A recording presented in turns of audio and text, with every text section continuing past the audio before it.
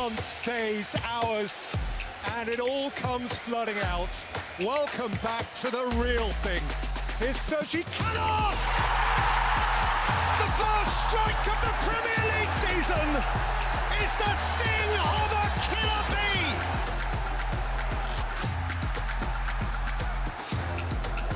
Johnson to the near post. Chaos goal! Norgard through the crowd! They are the bee's knees! You've heard of Brentford now. The first night, their best night. Welcome to the warm-up. What a night that was. I'm going to say it, I think my favourite night as a Brentford fan. I'm Stu Wakefield. With me as always, the ambassador Marcus Gale. And over there, that's a Brentford women's gaffer, Carly Osborne. Half an hour doesn't feel like it's enough today. There's so much to talk about. We'll be chatting Arsenal and looking forward to our first away day for 431 days. The maths is probably wrong, but I don't care. Plus, a little bit of this. Frank the Tank covered every inch of the pitch Friday night, so I borrowed him for 10 minutes to have a walk around it with me and chat about a debut he'll never forget. These guys are... maybe I have to, after I go, I hope I score here, then I can do the dance for them. Palace away on Saturday, and one man with a foot in both camps is our old defender, Darren Powell. We wanted to get him down here today, but it's a bit too risky with Carly about, so we sat them down together and the gloves were off. Reminded me of I was still a young'un in the game. Grabbed me and ragged me around a little bit, and of course the rest is history. Bit of fun that, Carly, you and Darren there. They didn't just discuss their tear-up, they also spoke about tomorrow's game. But we're starting with Arsenal. I made a bold statement now, as I said, my favourite ever Brentford game. I keep saying that after every match I come away from. Where does it rank for you two? I would say it's definitely my favourite game in Brentford history. I think the crowd just made it that occasion, and we got the result we deserved as well. So the fans have to take that credit as well. The players done their bit, so collectively we got that victory. Yeah, I'd agree there. It was unbelievable. The atmosphere was incredible. The fans made this ground. You know, when Hey Jude was singing, the hairs on the back of my neck were standing up and things like that. And I think it all came together. Fans coming back in, full house, first Premier League game, and of course the unbelievable result of winning it as well. Kind of all comes together to make it, the best. It was a special energy that day, wasn't it? I mean, I don't want to overrate this too much, but I think we've waited so long as a football club. We've all probably said it to all our friends and family, what a special football club we support. Friday night, we didn't just have the country's eyes, we had the whole world watching us. Down here, there was every camera crew going. The world was all looking at Brentford, and I thought as a club collectively, it was just so special. We showed everything that this club is about. We showed the spirit in the stands, we showed it on the pitch, we saw the community feel, every single thing about it. It was amazing. Sorry, that went a little bit off topic, and I love it, but Thomas as well, in his post-match, you guys spoke about it, the fans, not just the Saka moment, but the noise they made. Thomas was really loving you guys, and this is what he said post-match. Are the fans okay? Are they happy? They enjoyed it, yeah. Honestly, how good were they today? It's up there. Marcus, you touched on there. Where did you start with the fans on Friday? It was before the game. The atmosphere outside the stadium beforehand was brilliant. A lot of people in early, which was great as well. So they sort of set the tone of what was to come in that 90-minute spell against Arsenal. And just so pleased I was here to witness that. Even my mum watching the game as well. She was rooting for Brentford, as she always does. But to see the anticipation, the excitement for everybody that was here was brilliant. So full credit to the fans. Bar's been set now, isn't it, with the fans? We've got to do that every week, Yeah, fans have got to do that every week. We need to do that every week. We need to get behind the team, and we need to create that atmosphere, whether it be home or away. It was incredible, and you could see how much it meant, to the players, the appreciation after, and you could see how much, the work that the players put in meant to the fans. And I think that connection is extremely important, and it's something that Brentford's always had. It's true, and speaking of that connection, we saw these great images. We've got the clip of Woody, obviously, in the stands. It was much loved by everyone at the club, and this is what this club's about, Marcus, isn't it? It was a lovely moment between players, manager and the supporters, and it was beamed around the world, and it really just showed what we were about, right? Yeah, it's not just about the team, it's about the community. It's how the club connects to people. Yeah. You know, Woody first came to Brentford, what was it, 4 years ago? And we've embraced him, he's embraced us. And it was just great that he was there on the night to get that sort of greeting by Thomas, who's a great human being himself. So we gave a good account for ourselves on the night. And look, now we're Premier League, everyone's talking about us. Looking at the game itself, Gary Neville spoke about Arsenal in particular. Here's a little quote he said on Sky. They've been messed around. Brentford have looked at them and thought, we'll have you. Arsenal fans will go away from here tonight thinking we've been bullied.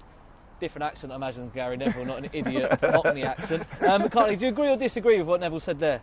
No, I agree. I think Brentford approached the game well. I think what was fantastic, I think Arsenal probably expected Brentford to come out and just try and be total football and maybe compete with them footballing wise, but Brentford came with a real clear game plan, and I think they felt that physically that would be a weakness for Arsenal, and I think that's where Brentford dominated, as well as playing some great football at times, but they constantly put Arsenal under pressure. And as we've seen over the last few seasons with Arsenal, when they get put under pressure at times, they struggle to deal with it, and Brentford capitalised on that. We win so many plaudits for the way we fizz it and we play it around. Obviously, like Carly said, we mixed it up a little bit. Do you think that's caught a few people off guard and gone, hang on, they can mix it up a little bit? Yeah, I think we have caught that element of surprise. That we're expected to just play total football, but Friday night we had to mix it. We had to sort of bypass the midfield at times, because if you go toe-to-toe with a good Arsenal side, you'll probably come up as a loser. Yeah. But we was able to put that ball into Ivan Toney, who kind of resorted into being a traditional target man. Yeah. And then you had the running power of Brian Mbeumo off of him, causing a lot of problems. But I think it is a very good mixture that we've got in that midfield.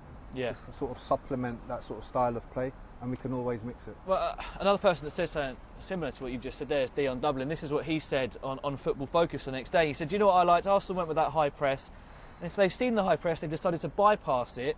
Let's not try and play out, let's just go long. It's common sense, don't get sucked in. Good management from Thomas Frank. Normally he says, there's the stairs that lead up to the bedroom, but some great punditry from Dion Dublin. And it was good management from Thomas Frank, wasn't it, Marcus? Oh, it was spot on with everything he done. You know, we had the energy of Frank in midfield, and as he faded, he brought on young Mads Bidstrup, who kept on that pressure, that intensity in midfield that we needed to sort of cement our sort of winning position in the match. So great tactics all around. We're talking of Frank Onyeka. He's a man that's got a lot of even. He was running, him, Vita and Christian. I then made him walk around this pitch after we'd done all that running, as I caught up with him for about 10 minutes on Monday. We had a little chat about a debut to remember.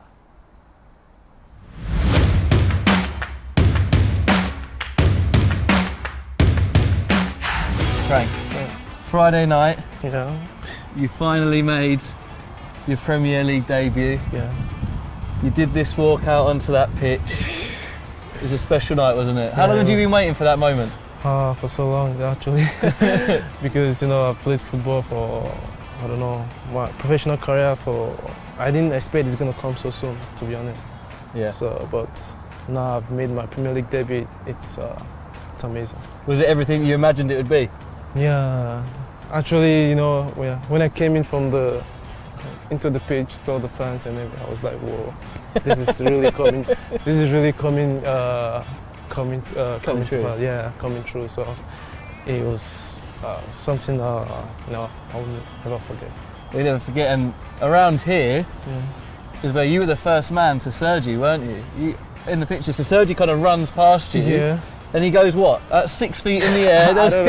I was scared. I was, he's gonna maybe hurt his knee, but of course, it's the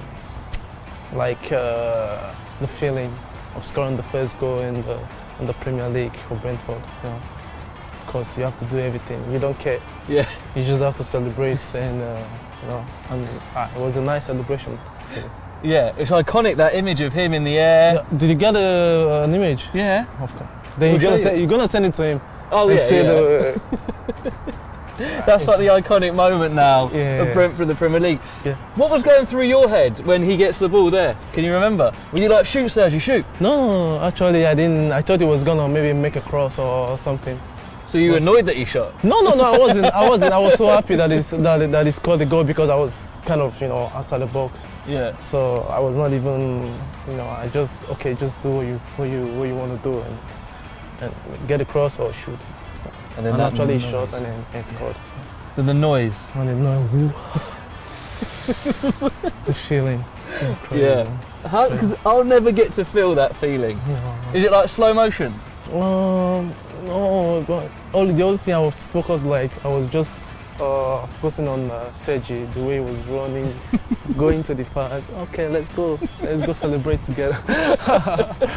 So yeah, it was amazing, mate. Yeah, it was. And then, obviously, we go in at half time, 1-0 up. Yeah. What were you guys kind of saying to each other at half time? We need to keep this momentum. We need to push ourselves. It's remaining 45 and just need to give everything. Yeah.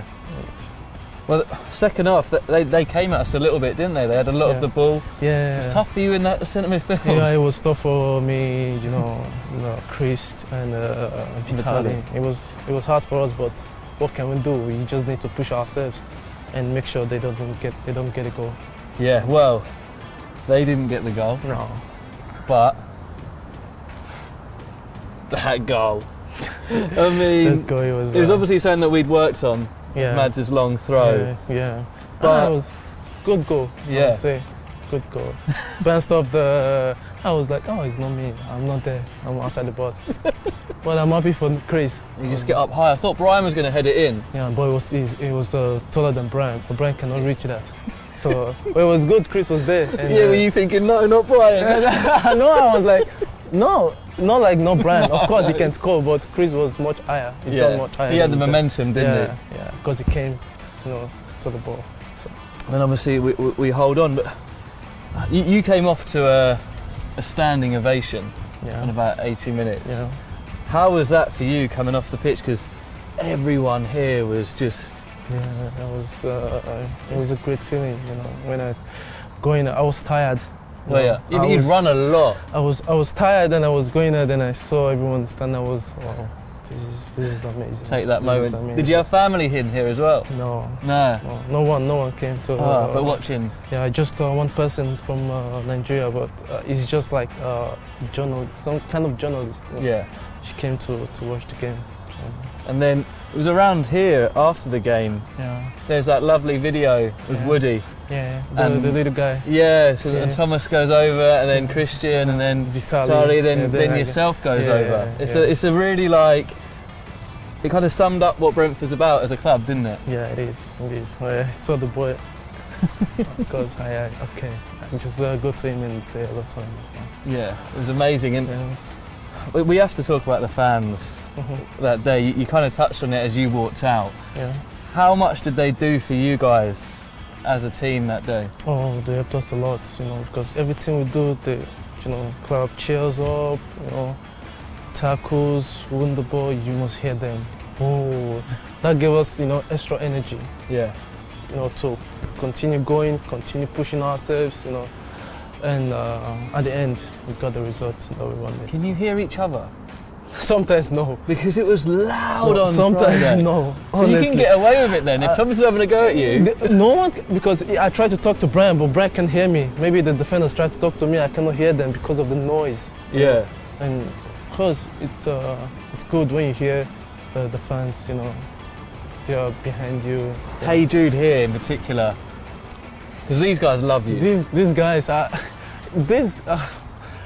maybe after I go, I hope I score here, then I can do the dance with them. Because it was so loud. Yeah. And then at the full-time whistle, when Hey Jude starts going again, and everyone's got their flags and the scarves, and there's people crying. It's the first time they came to Premier League for how long? Oh, 74 years. 74 years. Wow. And it was the first time we'd had a full house here. Full house, it was crazy. 60k plus. Yeah. Oh, it was absolutely unbelievable. 16k plus. Wow. Have you watched it back? I got home and I watched the whole game. No, I haven't watched the whole game. But I've watched a few clips. So, but it was, it's amazing. It was amazing absolutely amazing. What was everyone saying in the change room after? Everyone was, everyone was happy. Yeah, everyone was happy. You expect 2-0 to Arsenal. Yeah. It's unbelievable feeling, to play against Arsenal the first game. You won against Arsenal. Yeah. And then what? Is that why you're tired? Because you're a bit tired today? So I'm still tired. Still tired. I'm still tired. But that's because you had to do a lot of running. Were you talking to the Arsenal players during the game? Which, like Smith Rowe and Xhaka and... No, why should I? I don't know if you get in their ear. The only thing that I'm just thinking about was, just us. Yeah. What can we do to get this result? So, not about, I'm not... you don't talk to the opposition? No. It's just, maybe if I do like tower, okay, sorry for that, but after... Yeah, you have to do that a lot though, don't you? Yeah. Because you always do that. Sorry for that, but you stand up and we continue playing, so... And then, I guess this week, is it a case of just Crystal Palace now? Yeah, now we'll focus. Done. Yeah, now we'll focus on Crystal Palace on Saturday. So. And then away fans. You've never experienced Brentford away fans? No, I've never seen them. Tell you what, you think they're good at home? They're amazing away as well. Yeah. And they'll be singing your song. You like your song? My song? Yeah. I haven't really heard my song actually. Oh, they're singing it on Friday. Yeah. Yeah, we'll make sure that they're singing it loud and proud. I didn't hear, but I hope I'm gonna hear it on Saturday. Yeah. And then you can score a goal in front of them. I hope so. Amazing. Cheers, Frank. Yes. We love Frank the Tank. Carly, what did you like about his performance on Friday night? I thought he was fantastic. I loved his intensity in his play, his willingness to work hard for the team. But then I loved when he won the ball or he got hold of the ball, there was a calmness to his play where he wanted to try and play forward or he wanted to drive forward to create something. I really enjoyed watching him. I thought he had a fantastic performance. He ran himself into the ground and ended up getting subbed off for Mads with 10 minutes to go. Christian and Vitali had the second and third highest running stats over the weekend. I'm sure Frank wouldn't have been far off had he stayed on. That was an interesting combination, those three, isn't it, in the middle, because Christian is on paper sitting deeper, but all three of them, Marcus, can do each role really, can't they? Yeah, we saw the fact that it was Christian that got the goal. The deepest line midfielder ended up getting the furthest forward and getting that all-important second goal. But what I liked about them is that they complement each other in that sort of defensive quarter of the pitch, where they can really cover the ground and deny the spaces of Arsenal on that night. But very useful on the ball, as we know, full of energy, great sort of athleticism as well, getting around that pitch. How much did you hate to play against them? I'd hate playing against them. They're constantly running around. But all three of them are fantastic. And as Gailey said there, and you've said, they can all play in those positions. So the rotation is great. I think that helps. It's not rigid. It allows people to go and play with a bit of freedom because they know that there's a safety net behind them. And it'll be interesting to see how that midfield three blossoms. Well, look, Palace will have to play against them tomorrow. And there's been a few familiar faces that have played for both clubs. Tony Folan, Herman Hreiderson, Clinton Morrison even, Rob Quinn, and of course, your old mate, Darren Powell. 128 appearances for us, 55 for the Eagles. For those of you that don't know the story between Darren and Carly, back in 2009, we were playing Bournemouth away on the south coast. We were going for promotion, 1-0 up. Then these two had a little scrap, didn't they? Darren Powell got sent off. Look, for the rest of it, you can see it now. This is the gloves are on. Back in 2009, Brentford were fighting for promotion against Bournemouth on the south coast. The Bees struck an early blow and had the cherries on the ropes, but that wasn't the only fighting that day. What was to unfold turned ugly.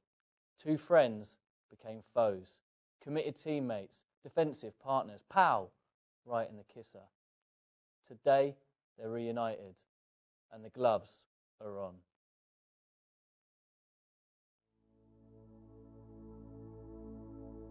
We was charged, we was ready for battle, but I didn't expect it with my teammate.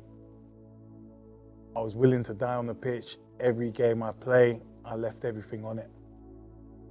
When I defend the goal, I defend it like it's my own home.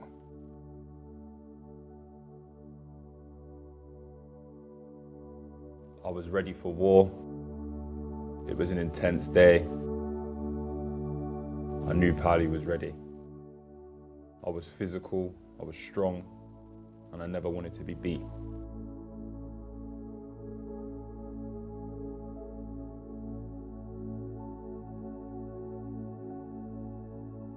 Right, lads.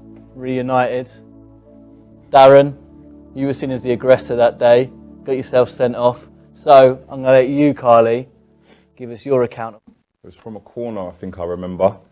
At the time, I thought Paulie lost his man. I thought his man had the header, and obviously, we was going there to win. We wanted the 3 points, so there was no time for mistakes. Obviously, I've got frustrated and said a few things to Paulie which he didn't like.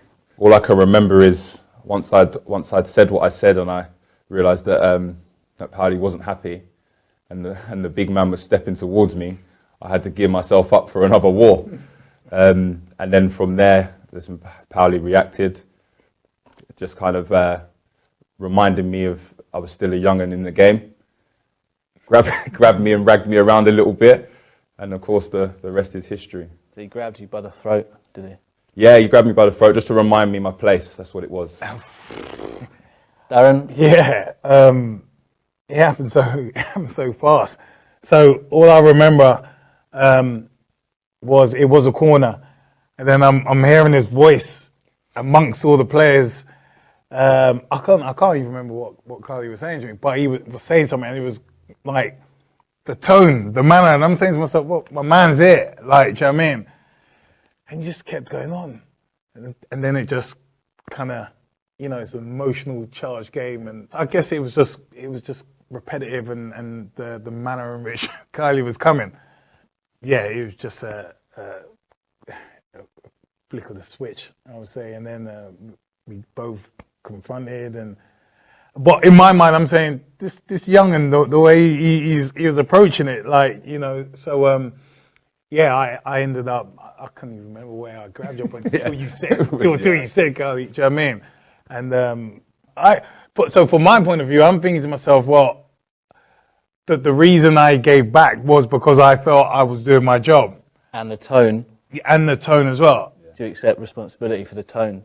I accept responsibility for the tone. We're all born winners, so it's one of those things where you react. Sometimes you don't quite have the time to think about it properly, so you try and get the point across as quick as you can. And I reacted, and yeah, like I said, I had a firm, aggressive tone, to say the least. But from where you're coming from, your actions didn't warrant the reaction. Yeah, but that's football. It happened. And you're saying I'm the aggressor. I was trying to be impartial. He's the aggressor. Where's the blame here, lads? No, look, as I said, it's an emotional charged game. Everyone keeps each other on their toes with a little communication, but I guess you do toe the line in terms of your delivery, and that's how I saw it with Carly. But then the reaction from me, like, yeah, I massively regret that. It's a stupid thing. But how did you feel in the change room? Yeah, I was in the change room, and to sit out the rest of the game. As soon as this happened, you think to yourself, oh, okay, all right, I hope the boys just hang on in there, and because no matter what, it was a bad reaction, but you don't want it to ruin the performances of everyone else. So I'm sitting there, and you hear the crowd like, oh, and you're thinking, oh my God, right, due to the loud noise, you believe it's Bournemouth creating chances, and you just want the boys just to hold on in there. And then when I heard the final whistle, I was just relieved that bit, and I had to take the battering from the boys. Yeah, I had to. How did when you walked into that change room? He's probably giving it again, isn't it? To be fair, when I walked in, up until I got to the door, I was obviously happy we got a result. I didn't even really think about it. And then I got into the door and I'm thinking, reunited. Yeah, am I in trouble again here? But Paulie was good as gold. It was completely forgotten about straight away. We spoke about it, and it was left. There was never anything that carried on. And I recognise my part in it too. But what did Andy Scott say? You remember? Yeah, he was obviously disappointed because obviously he wanted me back at the club to help because it was a youngish side, yeah. And he wanted experience.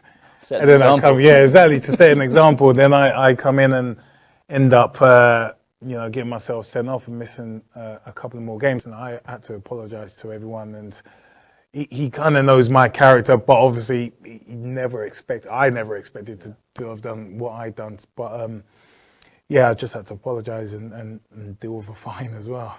We're sat here now, Carly, Brentford women's gaffer, Darren, you're at the academy at Crystal Palace, of course. Go head to head again on Saturday. Who's coming out on top on that one, do we think? Start with you, Carly. I'm saying Brentford.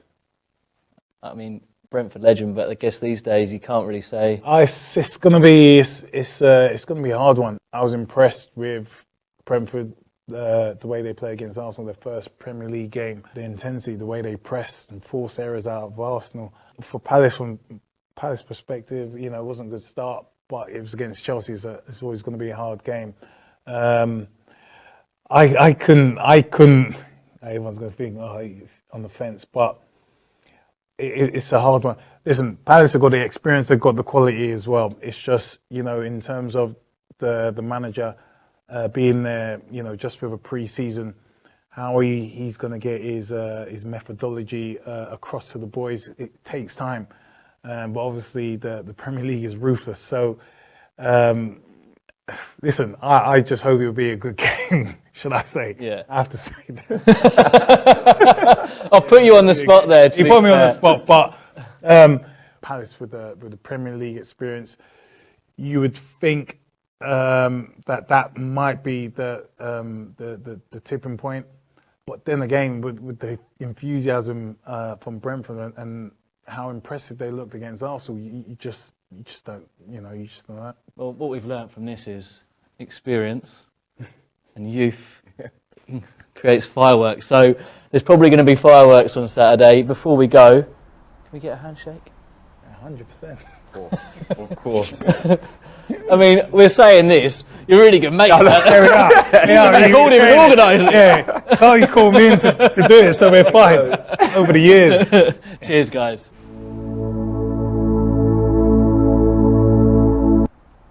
Look, I know the original's called Gloves Are Off, but we can't just steal all of Sky's ideas word for word, can we? Right, charity boxing match. You be Darren Powell, middle of that pitch, end of the season. I want to see it.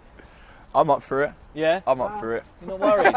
I'll get in your corner. Watch your keys as well. Right, come on then, Palace. I'll be honest, I watched the whole 90 minutes the other day of Chelsea Palace, and Chelsea scared me a little bit. Can we really judge Palace on that fixture? A bit like Darren said, it's hard to judge them on a game against potentially the champions-elect. Very difficult to judge them, but they came up against a very good side in Chelsea. We got to expect Palace to show a lot more when we play them, but it's going to make for a very interesting game. But it's a game that if we can win that game or get a point against them, it's going to put us in a really good spot after two sort of Premier League matches in our history. So looking forward to that again. New manager, fresh approach to transfers this summer. A lot of deadwood, well, they could call it deadwood, gone, and a lot of young faces coming into that Palace squad. Some with Premier League experience though. Does the timing of this game affect the match then, because they have made so many changes over the summer, Carly? I think potentially it could do, yeah. Obviously, those new players are still trying to kind of bed into the squad, settle in. Obviously, Vieira's still trying to get his methodology across and his principles of how he wants his team to play. So they could be in, very much in that transitional period. But at the same time, those players are trying to prove a point. Players that want to get themselves in the team and trying to prove to the manager that they can do the job that he's asking and that he needs. So it will be a very tough game, but Brentford need to just stay focused and attack it the same way they attacked Arsenal. They need to do that this year because it's going to be so key. And if they can get points, it puts Brentford in a really strong place at the start. I guess Eze and Elise being out is a big boost, but there's a couple of interesting matchups in there. One I like is Ivan Toney and Mark Gay as well at the back. We saw it last season for Swansea against Ivan. It's going to be an interesting one again, Marcus, on Saturday, isn't it? Because Ivan did well against him last year. They had good encounters last season. Whether that's going to have any sort of advantage this match around, but Palace have made some good young signings in there. Got people that want to prove a point. They want that opportunity to play in the Premier League. But there's going to be some very good matchups, as you said, particularly up front with who we've got up front, compared to who they've brought in at the back. We've got the Danish lad, Anderson, who's a very good player. Been at the greatest of seasons with the other side in West London.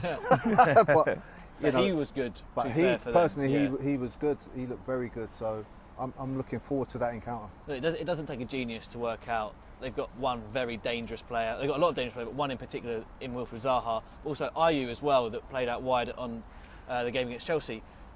How important is it then going to be for people like Rico and whoever we play right side, whether it's Sergi or Mads, for us tomorrow? And we know Rico in particular is a very good one-on-one defender, isn't he, Marcus? Yeah, he's exceptional. You know, he's got the turn of speed over a short space of yardage on the field. He's very good at tracking his player as well, and he can also put in that vital tackle, which is important. So good luck to him tomorrow. He's going to need to play well, but everyone's got to need to play well tomorrow. This blows my mind. I know. I forget you were quite good, right? You've played against Zaha as well. That sounded like a You've played against Zaha twice. Yeah. All right. How do you mark him? It's difficult. He's an exceptional talent, great feet. Was you playing right back against him? The second time I was playing centre back, to be fair, so it wasn't as many times I come in contact. Yeah, but the first time I played right back, and it was difficult. Like I said, he's a fantastic talent with great skill, but it's really important when you're in those 1v1 situations. It's all about your concentration, knowing where he is, trying to anticipate if you can get there earlier, and try and kind of put him under more pressure to send him backwards, because once he gets turned, it's more of a difficult challenge for you. And just keeping a watch on the ball. Don't get focused on his step overs and things like that. Making sure looking at that ball, ready to time your challenge. You need to. Temperament as well. Yeah, that plays a big part. But that plays a big part in it. If you can affect him early, because he's a player whose temperament can sometimes get the better of him. Can you frustrate him, and try and take him off his game? You have to use, against a player like Zaha, you have to use all the tricks in the book, and you have to try and take him off his game. Because if he's on his game, you're in for a very tough afternoon. So it's going to be a great challenge. If him and Rico are going out, I look forward to that matchup, because Rico's a fantastic fullback and wing back, and he's a fantastic 1v1 defender. So that'll be a really good matchup. Exciting stuff. Away days are back, and you know what, boys? I'm going to be in the away end tomorrow. I cannot wait. It is 2 away games in the league on the bounce, either side of a League Cup home game here against Forest Green Rovers on Tuesday night. Tickets are on general sale, £10 for adults, £5 for concessions. If you've not been here before, that is the perfect opportunity to get down here. Plus, if you want, get hold of one of these. Look at the match day programme for Tuesday night. Get this up in the Louvre. It is unbelievable top work, Sam Marshall and Dave Flanagan. That is a thing of beauty, and actually folds out as a poster. So you know what? If you're feeling a bit tight, just frame that and give it to a mate as a present ahead of Christmas or birthdays. That is it for this week, unfortunately. Aston Villa away the following Saturday. We'll be bringing you all the chat about that game and reacting to Palace in the week. For now, though, have an amazing weekend. I'm off to get ready for that away day. Come on, you bees. You Reds!